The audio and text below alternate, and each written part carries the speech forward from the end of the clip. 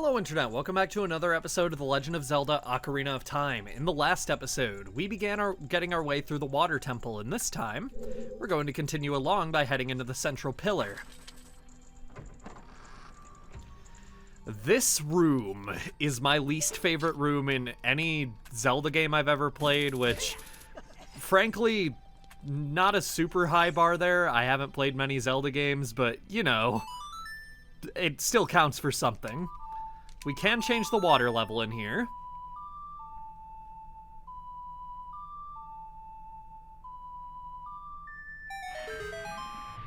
And in that cutscene, you can just barely see for a second that there is a place that is opened up underneath this platform that rose up now. The 3DS version changes the cutscene to make it a little more apparent that something has happened in here, but still not enough, because that is the first version of the game where I made it this far and I still got lost here. So yeah, we're headed for one of the most easily missable small keys in the game right now.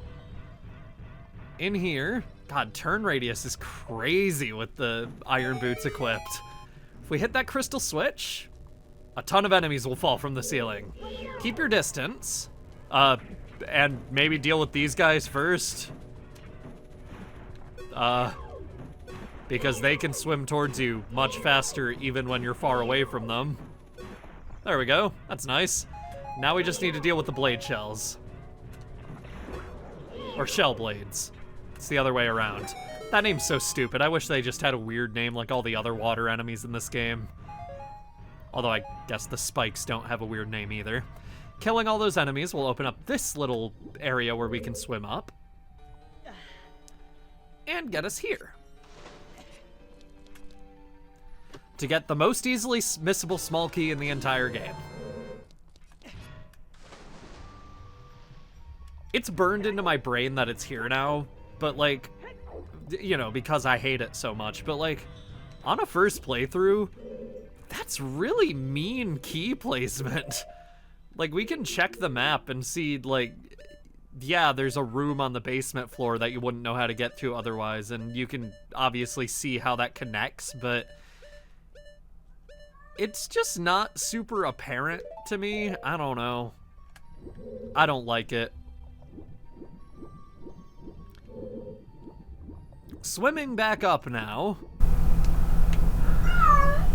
Hi, Willy. You don't like the water temple, do you? That's okay. Gonna head back out here. If you want to get back in there from here, you can shoot that torch with your arrows through this torch to make it light up, and then you'll be able to get back in.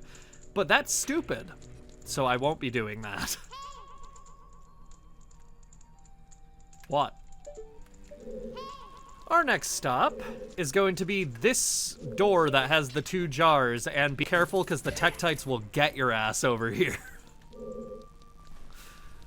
We're going to head through here and just hookshot our way onto that between these sets of spikes, and then hookshot up here as well.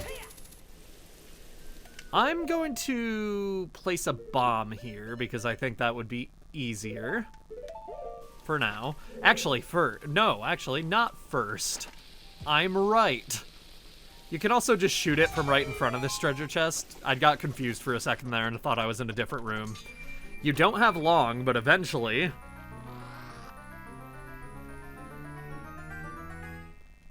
we made our way to the compass. It's a compass, not a compass. My notes are the determining factor on what is and is not a compass. Alright. We can head back down here now. That's the only thing we need in here. Be careful not to jump into those spikes, too. We're gonna head back into the room where we first saw Princess Ruto in here now. And take off the boots, because we're gonna need to swim up anyway.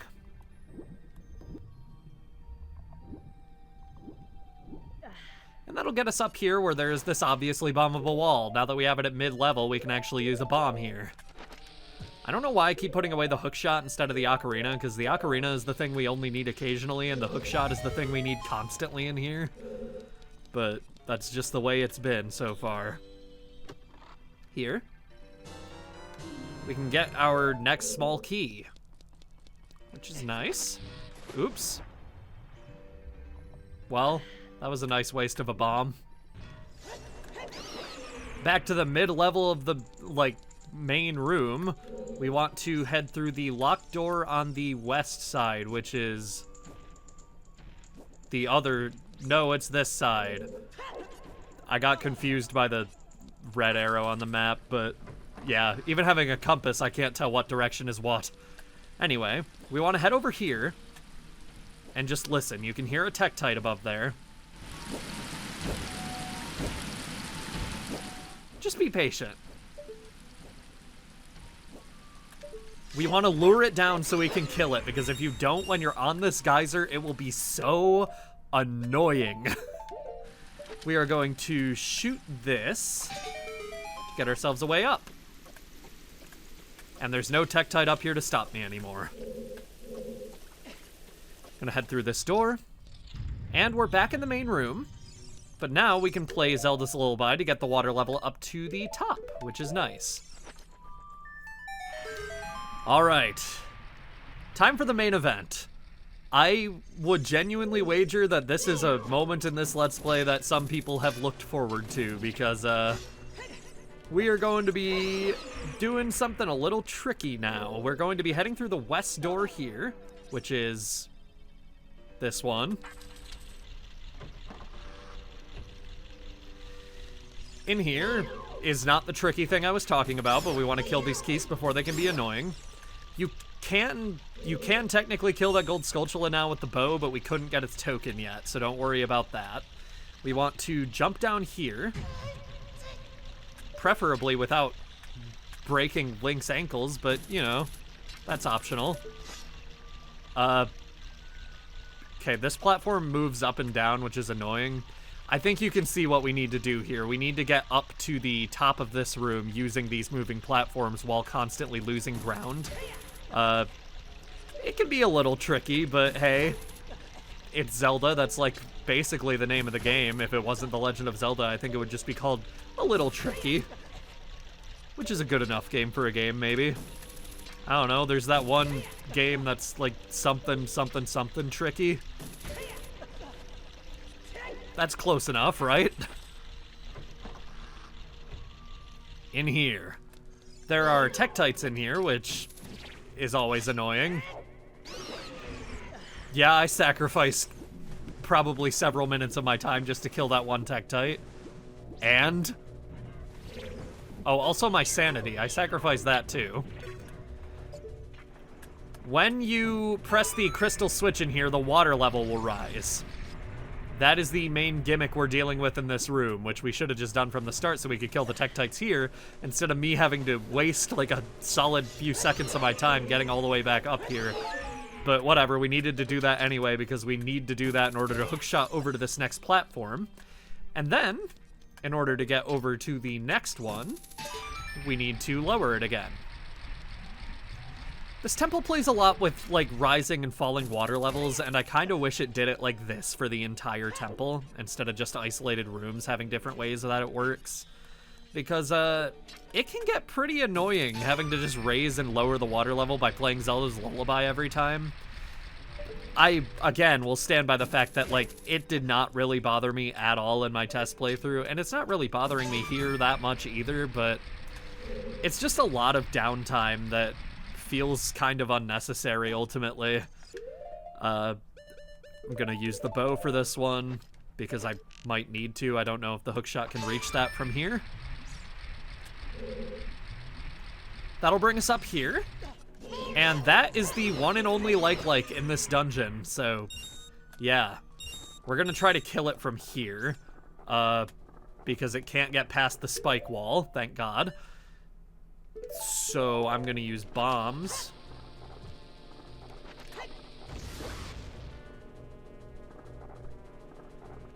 Oh. Okay. Only one of those counted, I see. That's fine. Whatever. I'm not mad that I wasted a bomb, because I have 40 and I would never reasonably use all of them at any given time. 20 rupees. Not a bad reward for killing a like, honestly. We want to refill our magic before we head in here, which those pots have magic jars, so that's really convenient. If you don't have full health, you probably want that too. Ultimate Potion will really help with that. Blue Potion, specifically. It's not called the Ultimate Potion. She just called it the Ultimate Potion. But, hey, she's the potion maker. The potion seller, so who am I to judge her? Maybe she's right. Alright. Here it is. The moment you and I have been waiting for. The coolest goddamn room in the game. And it's so unfortunate because so many emulators are not able to do the reflection properly. Hey! I genuinely don't care what anybody thinks, regardless of the console it's on. This is one of the prettiest rooms in any game of all time. It's just beautiful, man. I love it a lot. Going to just continue along. Not much to see in here. Strong iron bars are blocking the wet door. You can't open them with your hands. She's right. And you may have noticed our reflection was missing in the water as well. And at that tree is a mysterious figure. Let's do this. Dark Link, conquer yourself. Yeah. Okay. Dark Link has the Master Sword and Hylian Shield, and he will have as many hearts containers as you do from throughout the game. When the fight begins, Dark Link will mirror your movements, but the longer you take to fight him, the more aggressive he becomes. You can see that the Begoron Sword can easily hit him by just doing this attack where you drive forward. We've already taken 3 hearts from him, but as he becomes more and more solid, he'll become more and more aggressive. We can even see the red in his eyes now, and that's kind of what I'm waiting for. I want this to be more challenging than just using the Begoron Sword to destroy him. Here we go.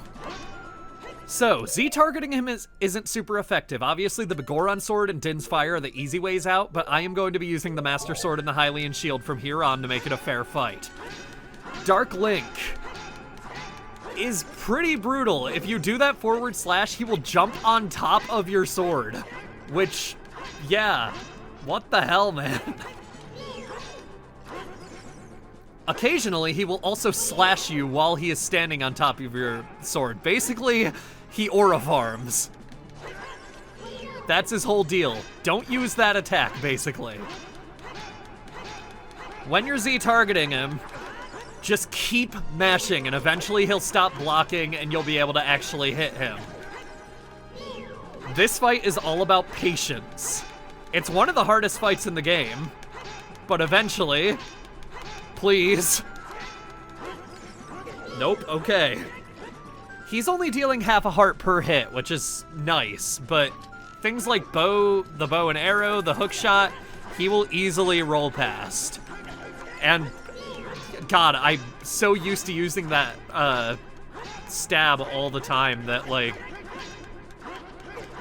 it's just not working out. Okay, I get it, man. We've dealt, I think, equal hearts to each other at this point. Okay. Next strategy. Deku Nuts. They can stun him and allow you to get a free hit. And if you have the upgrade... Okay, man. How'd he do that? He was stunned and he still jumped on top of my sword for that slash. The next strategy is to not target him. Eventually you'll hit him, but this does leave you open to a lot more of his attacks. It also prevents you from using that stab, though, which is pretty good. Because that stab is the death of you, frequently. Trust me. If he's mid-attack, a Deku Nut won't stun him, so worth keeping that in mind. At the beginning of the fight, the Megaton Hammer is also a useful weapon against him because it will, the jump slash will do more damage to him with the Megaton Hammer. There we go. We want him to be, like, running towards us when we use the Deku Nut and not rolling because he will avoid it when he is.